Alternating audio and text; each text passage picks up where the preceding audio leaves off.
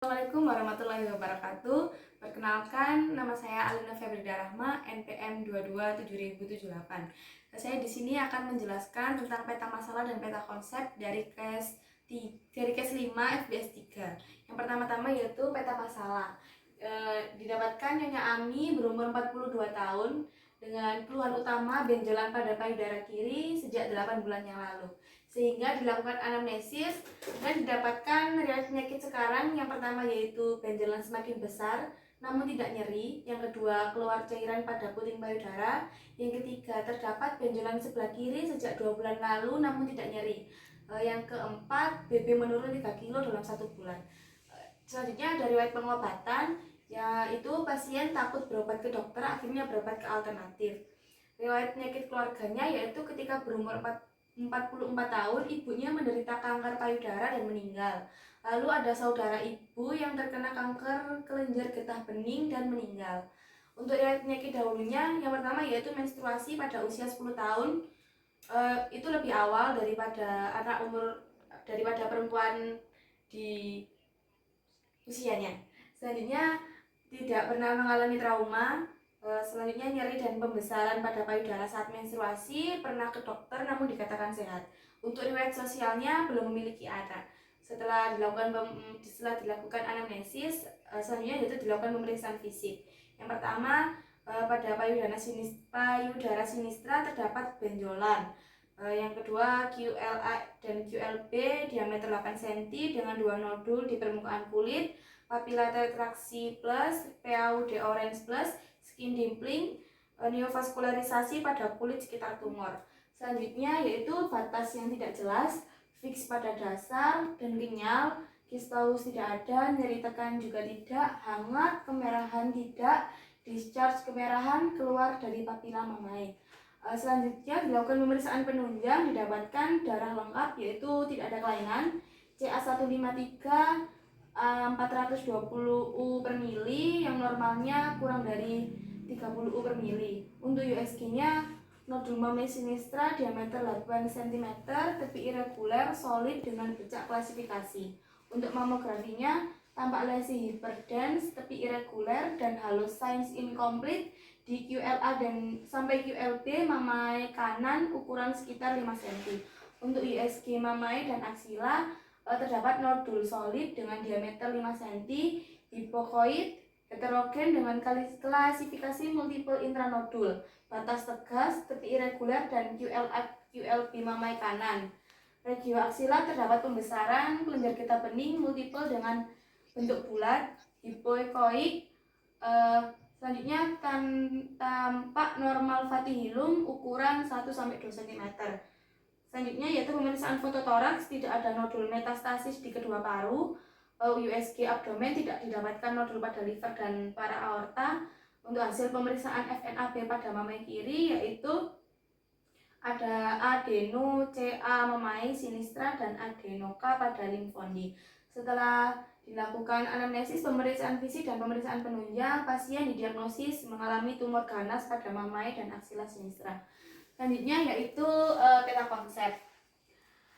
Yang pertama-tama yaitu sel normal mengalami kerusakan DNA. Kerusakan DNA sendiri dipengaruhi oleh agen perusak DNA yang diperoleh dari bahan kimia, radiasi, virus, dan genetik.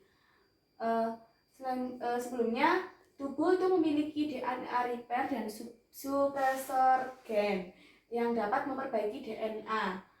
Yang apabila perbaikan DNA itu berhasil, dia akan menjadi sel kembali normal. Namun apabila ia tidak berhasil, dia akan mengalami kegagalan perbaikan DNA sehingga menyebabkan mutasi yang diwariskan pada gen yang mempengaruhi perbaikan DNA, gen yang mempengaruhi pertumbuhan atau apoptosis, sehingga menyebabkan mutasi pada genom sel somatik. Setelah mutasi pada genom sel somatik itu dapat mengakibatkan aktivasi onkogen, yaitu sel yang memperganas tumor itu sendiri yang telah termodifikasi dari agen perusak DNA sehingga menjadi ganas. Selanjutnya yaitu inaktivasi gen atau penekan tumor, yaitu dipengaruhi oleh P53, BRCA1 dan BRCA2. Selanjutnya yaitu perubahan gen yang mengatur apoptosis sehingga decrease apoptosis dan menyebabkan penurunan apoptosis. Dari aktivasi onkogen pemacu pertumbuhan, inaktivasi gen penekanan tumor, ia menyebabkan proliferasi sel yang tidak teratur. Yaitu sel yang mengalami pertumbuhan lagi dan tidak ada batasnya. Dari proliferasi sel yang tidak teratur dan penurunan apoptosis yang seharusnya mati tapi dia tidak mati karena membentuk jaringan baru, itu menyebabkan ekspansi klonal, yaitu menyebabkan sel itu semakin banyak. Dari ekspansi klonal yang dipengaruhi angiogenesis atau pembentukan pembuluh darah baru sehingga ia mencari makanan itu sendiri, dan juga yang dipengaruhi oleh sel tumor yang memanipulasi tubuh sehingga tidak dapat dideteksi oleh imun dalam tubuh, dan juga terdapat mutasi tambahan, ia akan menyebabkan perkembangan tumor semakin ganas sehingga menyebabkan neoplasma ganas. Neoplasma ganas sendiri itu karena masalah waktu, pertama yaitu inaktif dan adaptif. Dalam waktu 8 bulan dia menjadi ganas karena imun sudah tidak bisa menahan karena DNA repair dan supresor gen itu telah rusak, lalu menyebabkan perkembangan tumor sehingga dia menjadi neoplasma yang ganas. Neoplasma ganas sendiri itu masalah waktu tentang inaktif dan adaptif. Dalam 8 bulan itu menjadi ganas karena imun sudah tidak bisa menahan karena DNA repair dan supresor gen itu telah rusak sehingga menyebabkan invasi dan metastasis. Invasi sendiri yaitu melebar ke jaringan sebelahnya sehingga ia menjadi besar, dan metastasis sendiri itu dapat melalui limfogen, hematogen, dan perikontinuitatum sehingga menyebabkan neoplasma jinak di area aksila.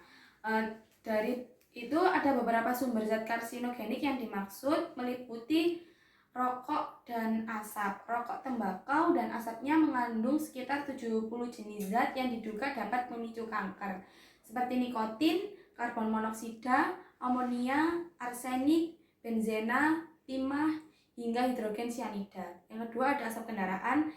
Tak hanya asap rokok, namun asap kendaraan bermotor juga mengandung zat karsinogenik bernama polycyclic aromatic hydrocarbons atau PAHs dan partikel lain yang bisa merusak sel tubuh dan memicu kanker. Yang ketiga yaitu makanan atau minuman tertentu. Terdapat bahan tambahan atau zat aditif pada makanan atau minuman seperti sakarin dan aspartam. Selanjutnya itu ada bahan pengawet atau pewarna makanan seperti nitrat, boraks, dan formalin, dan juga micin. Selanjutnya yaitu ada bahan kosmetik yaitu merkuri, paraben, dan lain-lain. Selanjutnya saya akan menjelaskan tentang perbedaan tumor jinak dan ganas. Yang pertama, tumor jinak dapat dibedakan karena pertumbuhan selnya relatif lambat. Saat perabahan akan terasa nyeri, tidak menyerang jaringan sekitarnya, sel cenderung tidak menyebar, tidak terjadi metastasis. Tumor jinak terjadi pembesaran jaringan secara lokal. Usia di bawah 35 tahun. Tumornya masih bisa digerakkan, konsistensi lunak, batas tampak jelas. Untuk tumor ganasnya yaitu pertumbuhan selnya relatif lebih cepat, saat perabahan tidak terasa nyeri, cenderung menyebar, menyerang jaringan sekitarnya, terjadi metastasis. Usia di atas 35 tahun, menurut statistik, tumornya tidak dapat digerakkan, konsistensi padat, batas tampak tidak jelas. Dalam Garding, klasifikasi tumor berdasarkan gambaran jaringan pada mikroskop, yaitu dari hasil biopsi atau gambaran histopatologik. Di sini dinilai tingkat anaplastik atau diferensiasi sel-sel kanker. Semakin kacau gambaran sel, semakin tinggi derajatnya dan semakin ganas kanker tersebut. Sedangkan staging didapatkan dari pemeriksaan klinis atau penunjang, dan umumnya derajatnya dinilai berdasarkan ukuran besar tumor induk, sudah menyebar ke kelenjar limfe atau belum, serta sudah bermetastasis atau belum. Yang lebih bermakna dalam terapi ini adalah klasifikasi berdasarkan staging. Semakin tinggi staging, misalnya kanker yang sudah bermetastasis, maka pengobatan akan menemukan jalan buntu dan harapan hidup pun semakin berkurang. Untuk metastasis ya itu dapat melalui limfogen. Nah, limfogen sendiri yaitu sel kanker masuk ke dalam saluran limfe, ikut aluran limfe dan menimbulkan metastasis di kelenjar getah bening regional dan mengadakan infiltrasi dengan struktur sekitarnya sehingga terjadi pelekatan dan pembentukan konglomerasi. Yang kedua yaitu metastasis hematogen, yaitu sel kanker menyusup ke kapiler darah, memasuk ke pembuluh darah, vena sampai ke organ tubuh lainnya. Lalu sel kanker tumbuh di sana dan menjadi tumor baru, yaitu merupakan anak sebar, letaknya jauh dari tumor primer. Yang ketiga yaitu metastasis perikontinuitatum, yaitu merupakan metastasis tanpa melalui apapun.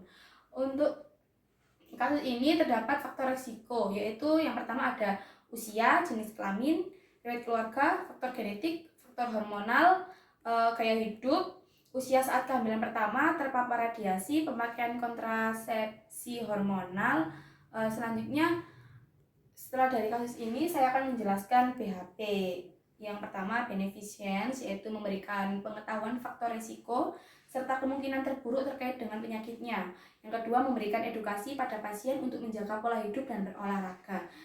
Yang ketiga, memberikan edukasi untuk mengutamakan konsultasi ke dokter untuk mendapatkan penanganan lebih lanjut dan bila ingin melakukan pengobatan alternatif agar tidak terjadi kontraindikasi di antara jenis terapi yang sedang dijalankan. Selanjutnya, yang keempat, memberi edukasi agar tidak gampang terpengaruh terhadap berita simpang siur terhadap penyakit yang telah dideritanya. Yang kedua yaitu non-malfeasance, yaitu memberikan pemeriksaan radiografi, kemoterapi, dan prosedur pemberahan yang sesuai dengan SOP. Selanjutnya yaitu justice, memberikan pelayanan terbaik dan tepat terhadap pasien. Selanjutnya, tidak membedakan dalam penanganan medis dan vaskes yang sesuai dengan jenis penyakit yang diderita pasien tersebut. Selanjutnya, autonomi.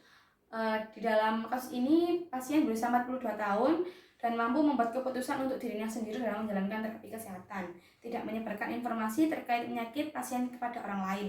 Setelah BHP, saya akan menjelaskan PHOP. Yang pertama yaitu health promotion, yaitu penyuluhan tentang sadari pemeriksaan payudara sendiri. Yang kedua, penyuluhan tentang sadanis, pemeriksaan payudara klinis. Yang ketiga, penyuluhan tentang faktor risiko, yaitu dengan tidak minum alkohol, merokok, dan mengonsumsi makanan-makanan yang sehat. Selanjutnya yaitu specific protection. Yang pertama, menghindari dari paparan radiasi. Yang kedua, menghindari pemakaian hormon estrogen. Selanjutnya yaitu early diagnosis dan prompt treatment. Yang pertama ada mamografi, USG payudara, FNAP, dan biopsi. Selanjutnya disabilitation. Yang pertama ada bedah, kemoterapi, dan radioterapi. Selanjutnya yaitu rehabilitation. Yang pertama menjaga pola makan, tidak mengonsumsi daging merah, check up berkala, dan pasien harus tetap bahagia dan tidak stres. Mungkin itu yang bisa saya sampaikan. Kurang lebihnya saya mohon maaf. Wassalamualaikum warahmatullahi wabarakatuh.